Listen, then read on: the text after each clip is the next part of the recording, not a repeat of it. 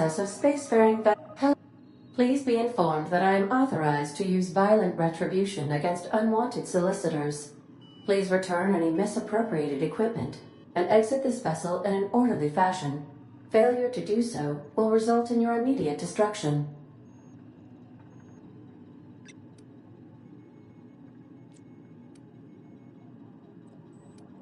I detect an elevated heart rate, indicating dishonesty.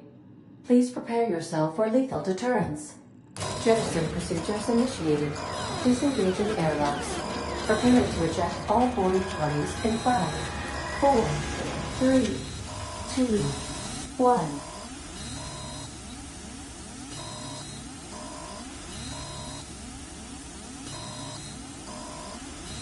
You are still here. My deception protocols have failed. I have been programmed to express disappointment. I am incapable of accepting orders from anyone other than Captain Alex Hawthorne.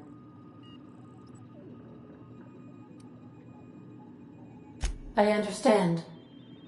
I will require some time to process this information. Thank you for your patience and for your honesty. I am programmed to take orders exclusively from Captain Hawthorne.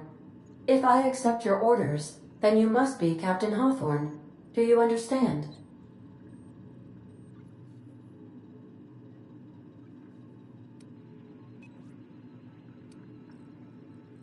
Well done, Captain Hawthorne. I see your powers of deductive reasoning remain intact. Unfortunately, our engine is currently inoperable. Our main drive suffered a critical power failure, and we were forced to make an emergency landing. The main drive's power regulator has been irreparably damaged and must be replaced. Astutely observed. However, the probability of locating a power regulator within a worker settlement falls within acceptable parameters of certainty. High-capacity power regulators are sometimes employed in the electrical networks of worker settlements. I have taken the liberty of printing you a new Captain's Identity cartridge. Please try not to lose it this time. This cartridge identifies you, Alex Hawthorne, as the registered proprietor and captain of the Unreliable. Do you understand?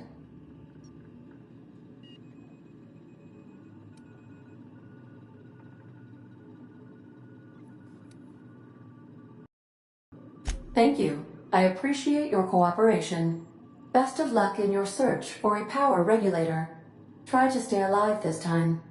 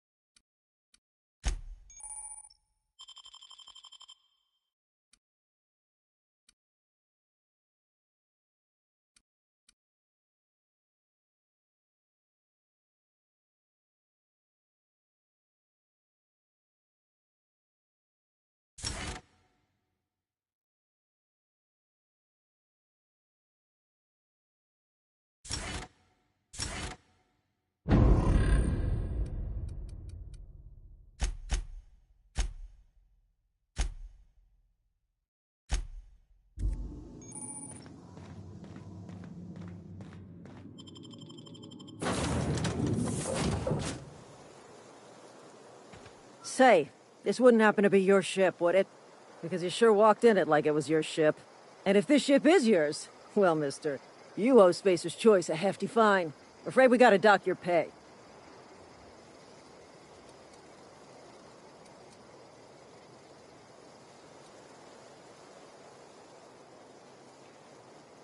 Oh, by the law. I'm so sorry.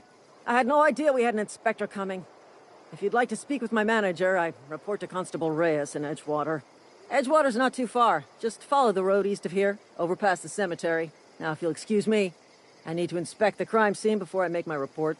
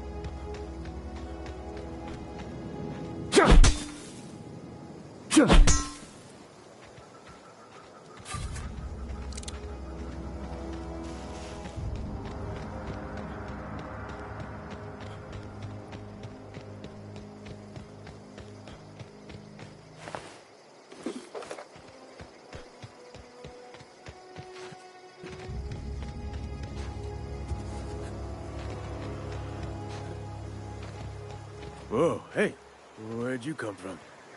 Don't go ambling out in those hills. That's marauder. You talk too pretty for a marauder.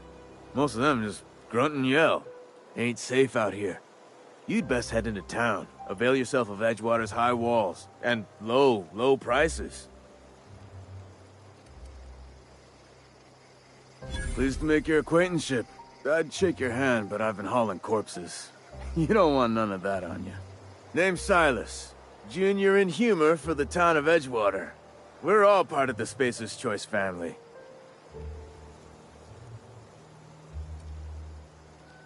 Got a knack for being discreet-like? There's money to be made, long as you keep your nose clean. Edgewater is a company town, board-owned and operated. That includes the cemetery. None of us own our grave sites, we rent them from the company. Renting means money. Money means paperwork. Paperwork means signatures. Some of our families become a mite delinquent in paying their dues, you see. 4 workers still haven't paid up. Phyllis, Conrad, Ludwig, and Martin Abernathy. He's a special case. You may want to twist his arm a little.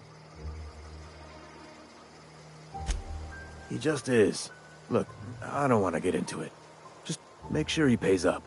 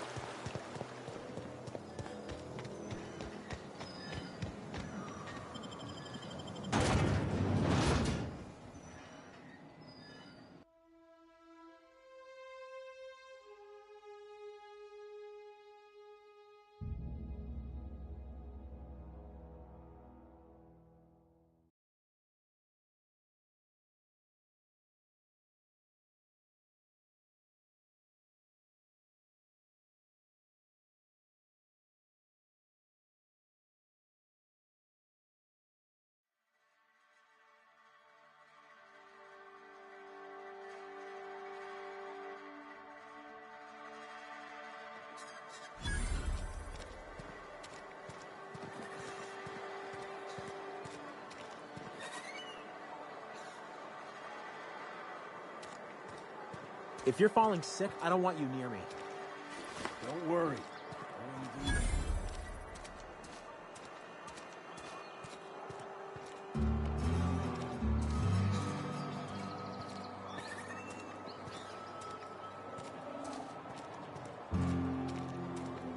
I'm sorry. I'll just be a minute. You had a minute. Next one comes out of your pay. Ease off the threats, friend. I'm going. Boss's orders. We all got quotas to make.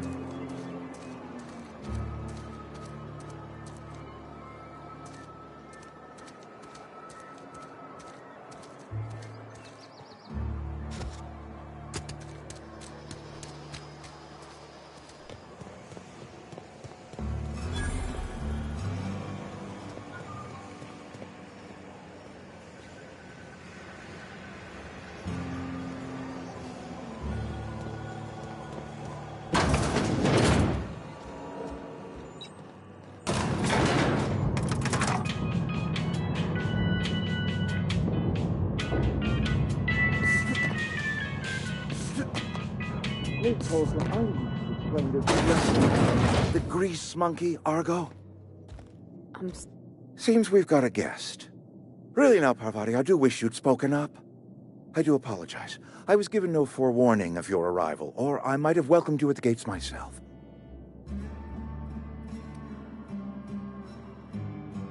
You were saying, Miss Holcomb. It's just what Bess needs is a proper refurbish. I can bandage her up and what all, but she's just old. Sorry, I'm sorry. I'll do better. And I do wish you'd stop referring to our cannery as Bess. Personification of company property is strictly contrary to the Spacer's Choice Code of Conduct. My apologies. I am not in the habit of allowing my guests to witness such a row. Now, what can I do for you? I'm Reed Thompson, Outpost Administrator. I cannot help but notice you are not in uniform.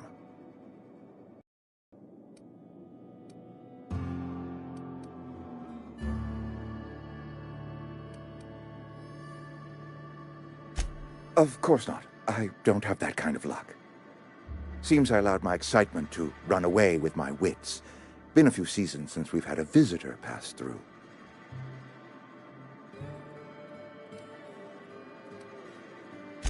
Only regulator we got is hooked up to the town transformer. Mr. Thompson ain't liable to be keen on dismantling it. I beg your pardon. I am most emphatically not keen on any such thing. I can't let you have our power regulator. But I happen to know of another one. And I happen to know exactly how you may retrieve it without frying yourself in the process.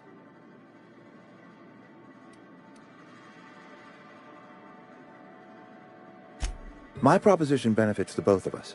Please, hear me out. There's a power regulator in the old botanical lab. It's mostly abandoned, so all that power is being squandered. Go down to the geothermal plant. Reroute power from the botanical district over to us. Once their power's shut down, you can have their regulator and be along on your way. The geothermal plant was built by our owners, Spacer's Choice. Lit up the whole Vale once upon a time. Most of the Vale is now abandoned. All that power is going to waste.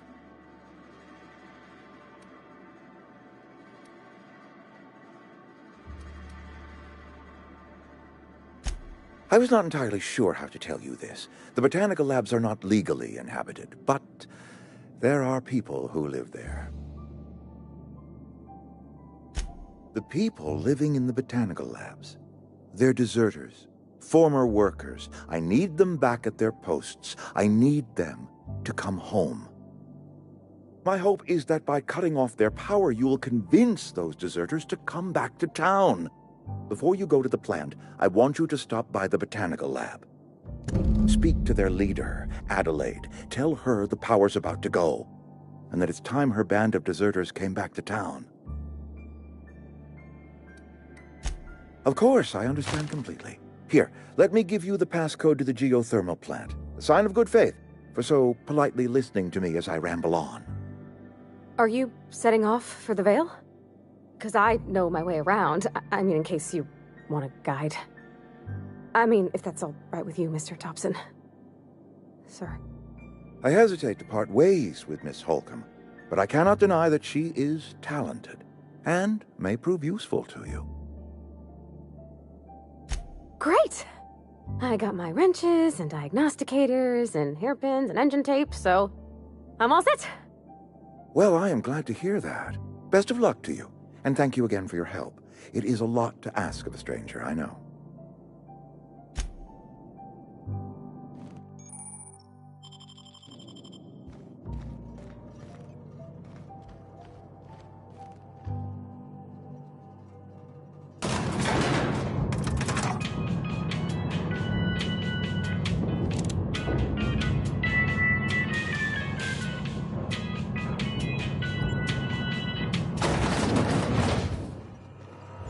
Hey, mister, can we talk?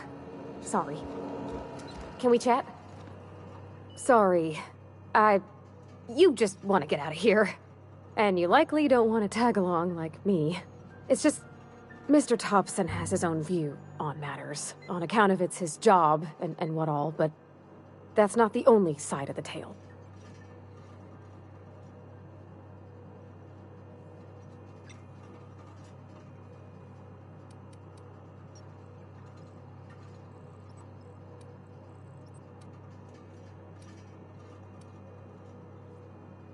Oh, he ain't a liar.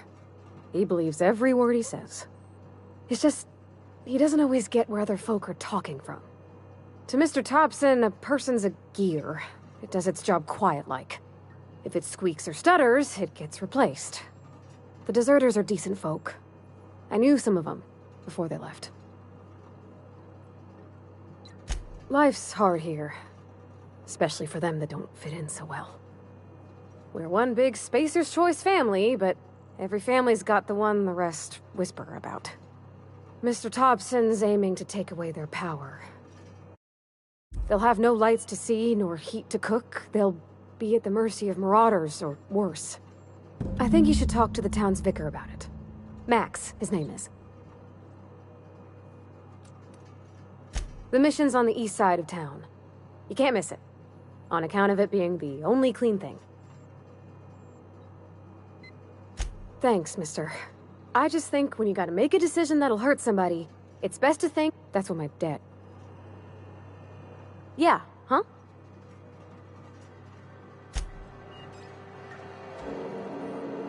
Be right there.